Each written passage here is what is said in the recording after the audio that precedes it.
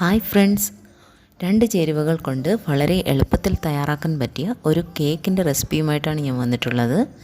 ഇത് വളരെ എളുപ്പത്തിൽ എങ്ങനെ തയ്യാറാക്കുന്നതെന്ന് നോക്കാം.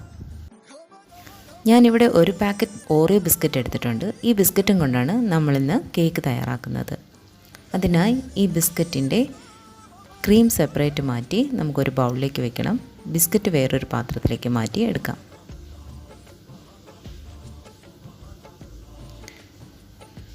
ഞാൻ അങ്ങനെ എല്ലാ ബിസ്ക്കറ്റും ക്രീമും സെപ്പറേറ്റ് ചെയ്ത് ബിസ്ക്കറ്റും മാറ്റി വെച്ചിട്ടുണ്ട്.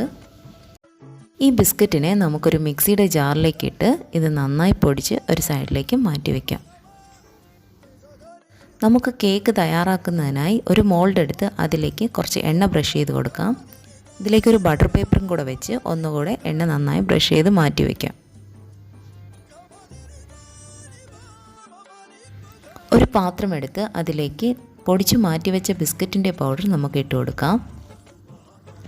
1 കപ്പ് പാല് കുറേശ്ശെ ഇതിലേക്ക് ഒഴിച്ച് നമുക്ക് ഈ പൗഡർ നന്നായി മിക്സ് ചെയ്തെടുക്കാം.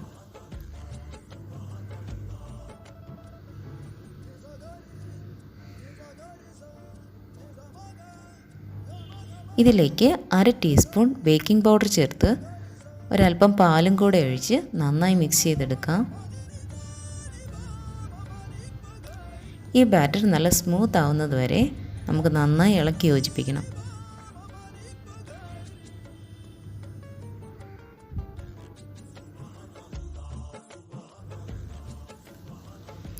നമ്മുടെ കേക്കിൻ്റെ ബാറ്റർ നന്നായി റെഡി ആയിട്ടുണ്ട്. നമുക്ക് എണ്ണ ബ്രഷ് ചെയ്ത് മാറ്റി വെച്ച മോൾഡിലേക്ക് നമുക്ക് ഈ കേക്കിൻ്റെ ബാറ്റർ ഫുള്ളും ഒഴിച്ചു കൊടുക്കാം.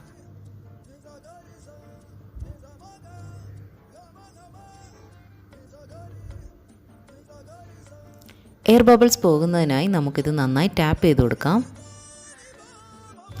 നമ്മൾ സോസ് പാനിലാണ് ഈ കേക്ക് തയ്യാറാക്കുന്നത്. അതിനായി ഒരു തവ അടുപ്പത്ത് വെച്ച് അതിൻ്റെ മുകളിലായി ഒരു സോസ് പാൻ വെച്ച് ഒരു റിങ് ഇട്ട് 10 മിനിറ്റ് പ്രീ ഹീറ്റിനായി അടച്ചു വയ്ക്കാം.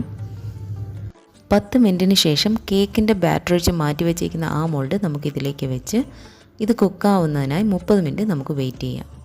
ഇതിൻ്റെ മുകളിലായി നമുക്കൊരു വെയിറ്റ് വെച്ച് കൊടുക്കാം. 30 മിനിറ്റിന് ശേഷം നമുക്ക് ഇത് തുറന്ന് നോക്കാം. കേക്ക് കുക്കായിട്ടുണ്ടോയെന്ന് അറിയാൻ വേണ്ടി ഒരു ടൂത്ത് പിക്ക് കൊണ്ട് നമുക്ക് കുത്തി നോക്കാം. നമ്മുടെ കേക്ക് നന്നായിട്ട് വെന്തിട്ടുണ്ട്. ഇത് തണുക്കാനായി ഒരു സൈഡിലേക്ക് മാറ്റി വയ്ക്കാം. നമ്മൾ മാറ്റിവെച്ച ക്രീമിലേക്ക് 1 ടേബിൾ സ്പൂൺ തിളപ്പിച്ച പാലൊഴിച്ച് നന്നായി ഇളക്കി യോജിപ്പിക്കാം. ഇത് നല്ല ക്രീമി ടെക്സ്ചർ ആവുന്നത് വരെ നമുക്ക് നന്നായി ഇളക്കി കൊടുക്കാം. നമ്മുടെ ക്രീം നന്നായി റെഡി ആയിട്ടുണ്ട്. ഇതൊരു സൈഡിലേക്ക് മാറ്റി വയ്ക്കാം.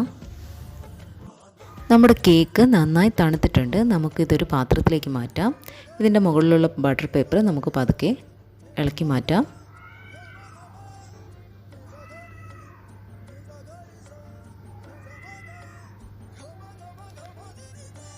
നമ്മൾ മാറ്റിവെച്ച ക്രീം ഇതിൻ്റെ മുകളിലായി പതുക്കെ സ്പ്രെഡ് ചെയ്ത് കൊടുക്കാം.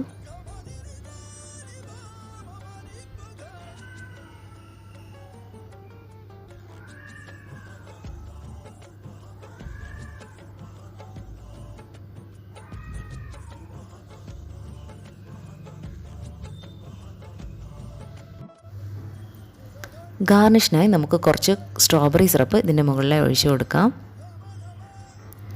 അങ്ങനെ നമ്മുടെ അടിപൊളി ഓറിയോ കേക്ക് റെഡി ആയിട്ടുണ്ട്. തീർച്ചയായും എല്ലാവരും ട്രൈ ചെയ്യണം. എല്ലാവർക്കും ഇഷ്ടപ്പെടും. ഇതിനെക്കുറിച്ചുള്ള അഭിപ്രായങ്ങൾ കമൻറ്റ് ബോക്സിലിടുക.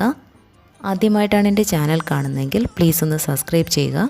വീണ്ടും കാണും വരെ താങ്ക് യു.